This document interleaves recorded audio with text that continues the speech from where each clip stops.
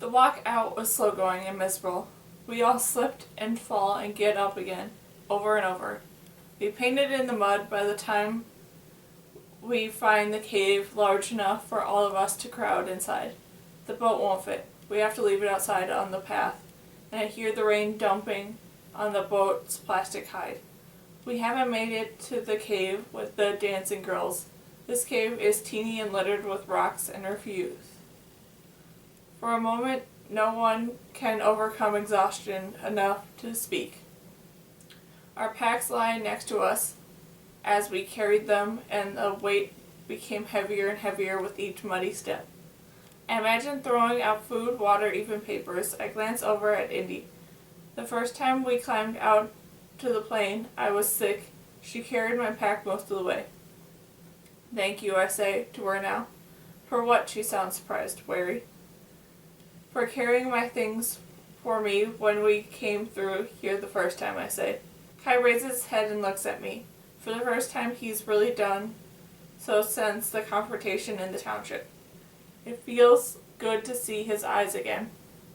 In the gloom of the cave, they are black. We should talk, Hunter says. He's right. What we all know, but have not said, is that everyone cannot fit in the boat. What is everyone going to do? I'm going to find the rising, Indy says immediately. Eli shakes his head. He doesn't know yet, and I understand exactly how he feels. We both want the rising, but Kai doesn't trust it. And in spite of everything that happened with the map, I know we both still trust Kai. I still intend to find the other farmers, Hunter says. You can go on without us, Indy says to Hunter, but you're helping us. Why? I'm the one who broke the tubes, Hunter says. The society might not have come for you so quickly if I hadn't done that. Though he's only a few years older than we are, he seems much wiser. Perhaps it is having a child, perhaps living in such a hard place. Or maybe he would have been this way in society too, in an easy, comfortable life. Besides, Hunter says, while we carried the boat, you helped with our packs. It is in our best interest to help each other out of the carving. Then we can go our separate ways.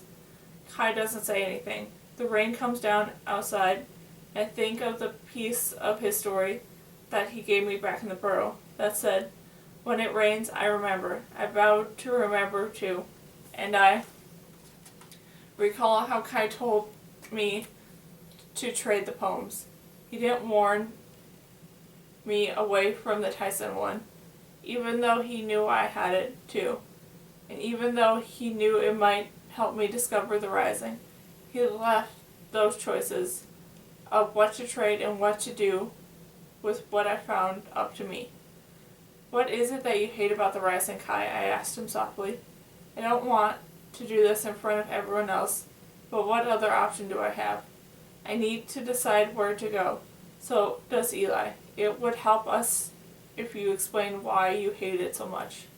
Kai looks down at his hands, and I remember the picture he gave me back in society. The one that showed him holding the words mother and father. They never came to help us, he says. With the rising, the rebellion ends in death for you and the people you love. Anyone who survives is left behind, and it turns into someone else. But the enemy killed your family, Indy says, not the rising. I don't trust them, Kai says. My father did, I don't. Do you? Indy asks Hunter. I'm not certain, Hunter says. The last time the rising came into our canyon was years ago. We all, even Kai, leaned forward to listen. They told us they managed to infiltrate everywhere, even Central, and they tried again to convince us to join them. Hunter smiles a little. Anna proved too stubborn to live with, and lived for generations in our town, and she thought that we should keep doing it. They're the ones who sent in those pamphlets, Kai says. Hunter nods. They sent the map we're using too. They hoped we'd change our minds and come to find them. How did they know you could read the code on the map, Indy asks. It's our own code, Hunter says. We used it in the township sometimes, when we didn't want outsiders to know what we were saying. He reached into his pack and pulls out one of the headlamps. Night was fully fallen outside the cave. They knew the code from some of our youth who left to join up with them. Hunter switched on the light and set it on the ground for each of us to see each other by. The farmer as a whole never joined, but now and then a few of our younger people did. I left to find the rising myself once. You did? I asked in surprise. I never made it, Hunter says. I got as far as the stream on the plain before I came back. Why? I asked. Catherine, Hunter's voice is hoarse. Sarah's mother. She wasn't Sarah's mother then, of course, but Catherine could never have left the township, and I decided I couldn't leave her. Why couldn't she leave? She was going to be the next leader, he says. She was Anna's daughter, and she was exactly like Anna. When Anna died, there would have been up for a vote to accept or reject her oldest child as leader, and we all would have accepted Catherine. Everyone loved her, but she died giving birth to Sarah. The light outside the cave illuminated our muddy boots, while our faces disappeared into darkness. I find him taking something out of his pack. Anna left you? I say, stunned. She left you, and she left her granddaughter. She had to do it, Hunter says. She had other children and grandchildren and a township to lead. He paused. You see why we're reluctant to judge the rising too harshly. They want the greater good for the group. We cannot fault them when we do the same. It's different, Kai says. You've been here since the beginning of society. Rebellion comes and goes. How did you escape all those years ago? Indy asks eagerly. We didn't, Hunter says. They let us leave. While he tells the story, he draws the lines on the blue and black of his arm with a piece of chalk he had taken from his bag. You have to remember that the people back then chose the society and its controls as a way to prevent the future warming event and as a way to help eliminate illness. We did not, so we left. We would not participate in society, so we would not receive its benefits or protections. We would farm and eat and keep ourselves in the way that we leave us alone. For a long time they did, and if any came, we cut them down. Hunter continues, but all the original villagers in our province died, and they used to come into the canyon for help. They told stories of being sent away for loving the wrong person or wanting a different occupation. Some came to join with us, others came to trade with us. After a time of the hundreds, our papers and books had become incredibly valuable, he sighs. Then have always been people like the archivist. I'm sure there still are. But were cut off when the villagers died. What did you trade for? Eli asks. You had everything in the canyons. No, Hunter says, we didn't. The society's medicine was always better, and there were other things we needed. But if all your papers were so valuable, Eli asks, how could you leave so many of them behind? There's too much, Hunter says. We couldn't carry all across the plain. Many of the people tore out pages and brought books that they wanted, but it was impossible to bring everything. That's why I had to seal off the cave and hide the rest. We don't want society to be able to destroy or take everything that they've found, if they found it. He finished marking one of his arms with the lines and reached to put the blue chalk back in his pack. What do those markings mean? I asked. He stops. What do they look like to you? Rivers, I say. Veins? He nods, interested. They look like both, but you can think of them that way. But what are they to you? I ask. Webs, he says. I shake my head confused. Anything that connects, he says. When we draw them, we usually draw them together like this. He puts his hand out so that our fingers touch. I almost jump back in surprise, but I hold myself still. He traces the chalk along his finger and then crosses over into mine, and then runs the blue line gently up my arm. He sits back and we look at each other. Then you would continue to line the lines yourself, he says, along you, and then you would touch someone else and begin the line for them, and so on. But what if the connection was broken? I want to ask, like when your daughter died. If there's no one else for the lines, he says, you do this. He stands up and pushes his hands against the sandstone wall of the overhang. I imagine a series of tiny cracks and spreading to the point of pressure. You connect to something. But the carving doesn't care, I tell him. The canyons don't care. No, Hunter agrees. But we're still connected. I brought this, I say to Hunter, reaching into my pack and feeling shy. I thought you might want it. It's the poem with the line you used for Sarah's grave. The one about the cross the June wind and your finger goes. I took it from the book. Hunter takes and reads it aloud. Like drops, they drop like flakes, they drop like stars, like petals from the rose, and suddenly across the June the wind the finger grows. He pauses. It sounds like what happens to us out in the villages, Eli says.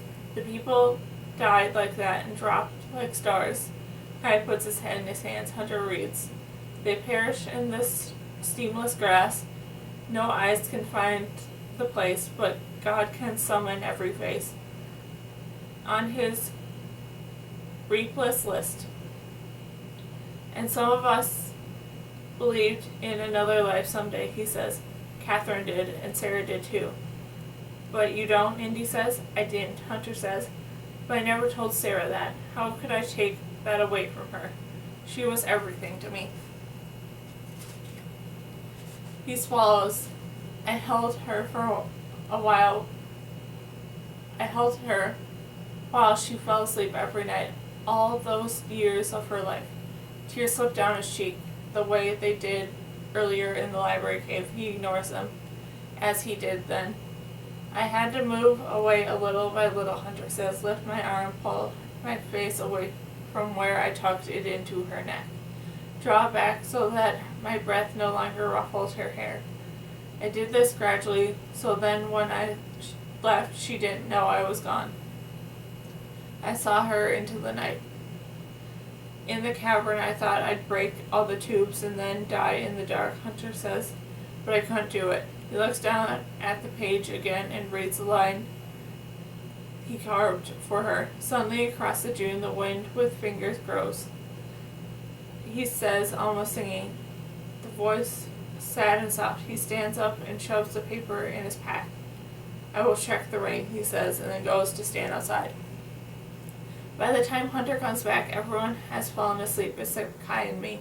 I can hear Kai breathing on that other side of Eli. It's crowded in here, and it would be easy to reach out and touch Kai, but I hold back. It's so strange to take this journey together when there was such a distance between us. I can't forget what he did. I can't forget what I did either. Why did I sword him? I hear Hunter settle near the entrance to the cave, and I wish I hadn't given him the poem. I didn't mean to bring him pain. If I died here, and someone were to carve my edifice on the stone of this cave, I don't know what I would want them to write. What would grandfather have chosen for his edifice? Do not go gentle, or I hope to see my pilot's face to face. Grandfather, who knew me better than anyone else did, has become a mystery. So has Kai. I think suddenly of the time at the showering when he had all the pain that none of us knew, and we laughed while he cried. I close my eyes. I love Kai, but I don't understand him. He won't let me reach him. I've made mistakes too, I know it, but I'm tired of chasing him through the canyon and out into the plains, stretching out my hand only for him to take it some and not other. Perhaps that's the real reason he's an aberration. Perhaps even the society could not predict what he would do. Who puts Kai into a matching pool in the first place? My official pretends that she knew, but she didn't. I decided it didn't matter anymore. I'd chosen to love him. I'd chosen to find him. But the question comes to mind again. Who could have been? I've thought of Patrick, Ada. And then all the other thoughts, the most striking, unlikely, believable one of all, could have been Kai. I don't know how he could have done it, but I also don't know Alexander could have managed to get those papers inside the tablet compartments. Love changes when it's probable and makes unlikely things possible. I try to remember what Kai says back at the burrow when I talk about the matching pool and the mistake. Didn't he say that it didn't matter who put the name in as long as I loved him? I never knew his whole story. Maybe only parts of our story can keep us safe, and the whole can feel like too much to bear. Whether it's the story of society or the rebellion or a single person. What is this the way Kai feels? That no one wants the whole, that his truth is too heavy to carry?